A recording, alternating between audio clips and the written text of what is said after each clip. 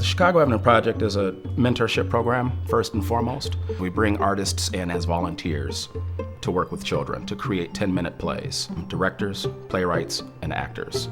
And in one kind of production, children are paired up with a playwright who writes a play specifically to highlight the strengths and talents of that particular child. And then in the second kind of production is where kids write. They go through an intensive playwriting class, and then they write a play of their own, exploring an idea or something that they're passionate about. They are setting up an environment where a kid is writing a play for two adult actors to write in. And these adult actors are actors from the city who act in, major productions around the city. And for a kid to write a play for them, that just breaks all the rules. My first play I wrote, I wrote the play, then, I saw it being performed. I think I cried laughing when I saw it. I think I cried because it was so funny, and I cried because I couldn't believe that something that I wrote was being performed. There's a lot of things going on in my household and my family, and I didn't get a lot of attention.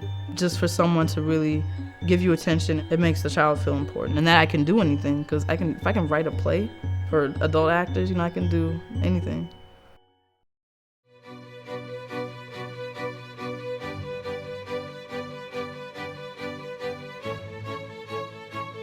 The String Studio is a small part of Minnesota Youth Symphonies that goes into Anderson School, teaches 3rd and 4th graders beginning violin and viola lessons. I teach small groups of 2, 3, or 4 kids at a time. I'm not sure that any of them could afford to take private lessons. I think it's important to learn music because of your soul. It makes you feel things that nothing else makes you feel. I was amazed when I first started teaching for the String Studio program. There were students in there that had a need beyond anything that I'd ever experienced in my own life before. One of the students I had was terrified of being even in a group class of 4 children. And eventually I got permission to teach her individually, and what I came to find out was that her 2 brothers had been shot in drive-by shootings, and she was a terrified little girl.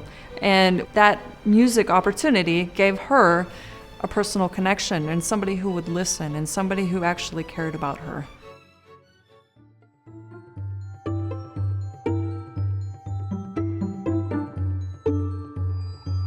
At Free Arts Minnesota, we provide arts and mentorship for abused and homeless children. And so with Free Arts, with the kids, when you see them work together and they take a camera or write a poem or paint something, it's just going very, very deep to bring forward who they are. These children have really suffered a lot, both physically and mentally. Some of the children simply feel invisible in our society. And what we do is we make them visible. The end goal is to have their particular art and their poem framed and to do an exhibit, to give people an opportunity to shine. And I remember one father whose daughter did the exhibit. You could just feel the pride exuding out of him about this is his daughter that had this piece of work that she created, exhibited for the rest of the world to be able to see. It was really a precious moment.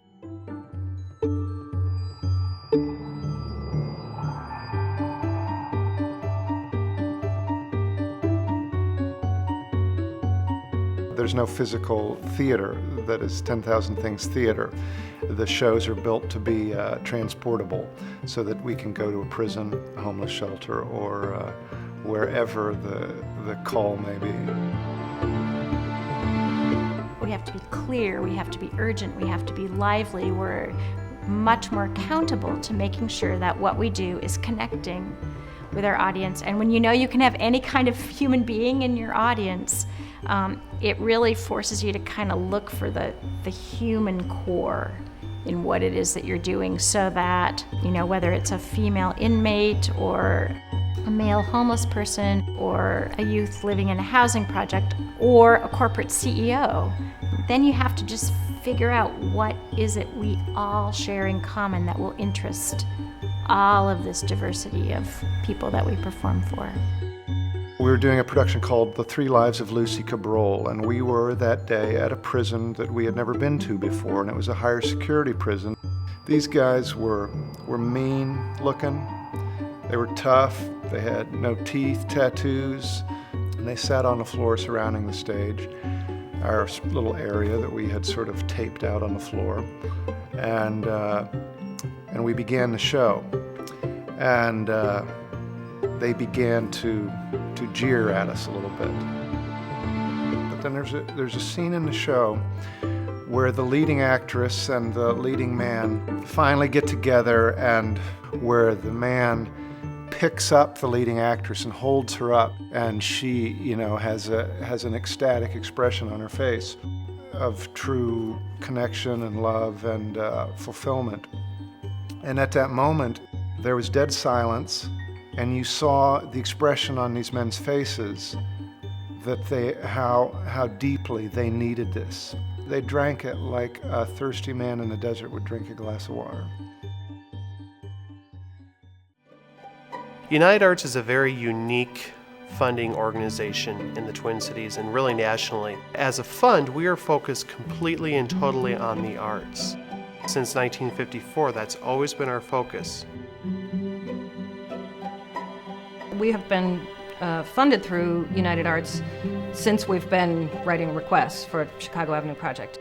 United Arts is really about a lot of individual donors leveraging their collective power in support of the arts, and Chicago Avenue Project is about a community of artists leveraging their collective power in support of kids.